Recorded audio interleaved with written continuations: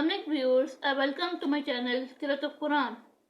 Viewers, आज जो मैं आपके लिए टॉपिक लेके आई हूँ वो किताब फज़ाइल है। इससे पहले व्यूअर्स मैं आपसे कहना चाहूँगी कि मेरी वीडियो को आगे तक जरूर देखिए।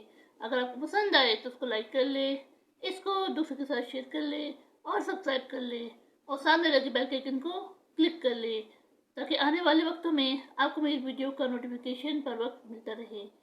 तो आइए व्यूअर्स, ये जानते हैं कि हदीस मुबारक में कुरान करीम पढ़ने की क्या फजीलत बयान की गई है।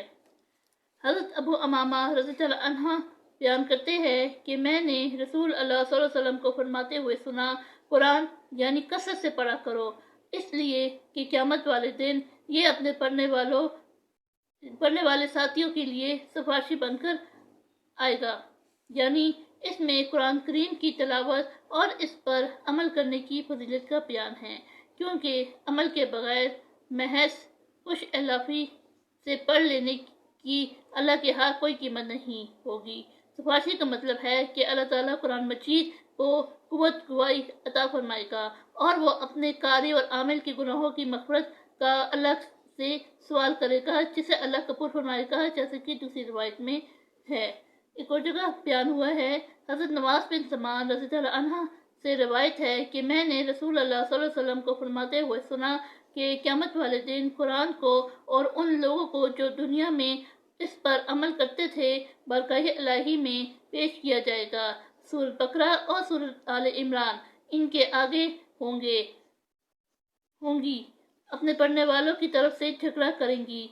यानी बारगाह इलाही में कुरान करीम और ख़ास तौर पर मज़कूरा सूरतें कौन कौन सी? सूरह बकरा और सूरह आले इमरान अपने पढ़ने वाले और इन पर अमल करने वाले के लिए सिफारिश करेंगी और रब से इसरार और तकरार करके इनकी मग़फ़िरत करवाएंगी।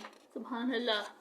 एक और जगह बयान हुआ है, हज़रत उस्मान बिन अफ़ान रज़ियल्लाहु अन्हु से रवायत है, रसूल अल्लाह सल्लल्लाहु अलैहि वसल्लम ने फरमाया, तुम में से बेहतर वो शख्स है जो कुरान सीखे और इसे सिखलाए।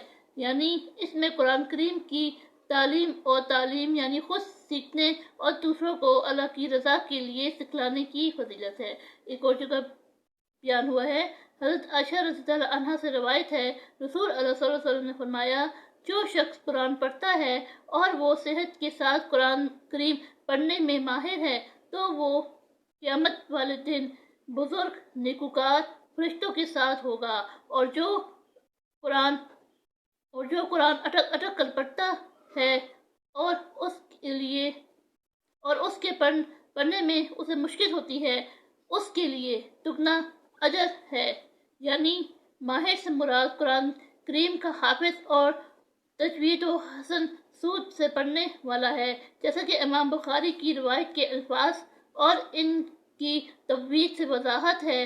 दूसरा वो शख्स जो हाफिज नहीं है और तजवीद व हसन सूद से भी बेहतर नहीं है, इसलिए कुरान फसाहत और रवानी से नहीं पढ़ सकता, लेकिन इसके बावजूद वो शौक से अटक कर पढ़ता है और पढ़ने में जो मुश्किल होती है इसे बर्दाश्त करता है। इस मुश्किल की वजह से उसे दुगना अजर मिलेगा। सफरादा से मुराद वही पुंछाने वाले फरिश्ते हैं। ये मुसाफिर की जमा है। इमाम बुखारी ने इस के मानी ये है सुलह करवाने वाला।